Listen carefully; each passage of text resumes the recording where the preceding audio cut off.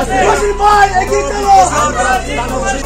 কোনো মিটিং কিছু করতে পারি নাই, এমনকি সংগঠনের মধ্যে আমরা যে হেল্প করছি, প্রতিরোধ করেছি, সমস্ত কিছু বাদ দিয়ে আমরা প্রত্যেক ওয়ার্ডে প্রত্যেক ইউনিয়নে প্রত্যেক ঘরে ইনশাল্লাহ আজকে 15-20 বছর ধরে ডাক্তার নেতৃত্বে আমরা হেল্প করে আসছি।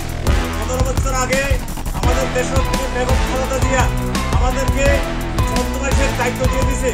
এই যে ডাক্তার মহসিন দিল্লির করিম গুলশানে খালেদা জিয়ার বাসভবনে আমরা যেদিন যোগদান করছিলেন, সেই দিন আমাদের মোর্শেদ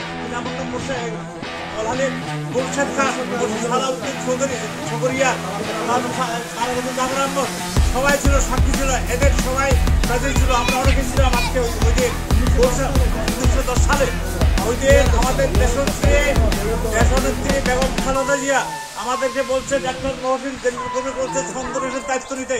ইনশাল্লাহ যেই দিন ইলেকশন হবে সুষ্ঠুভাবে, সুষ্ঠুর দিন ইলেকশন হবে, তার শীষ দিয়ে আমাদের ডাক্তার মহসিন আমরা একসময় ছিলাম।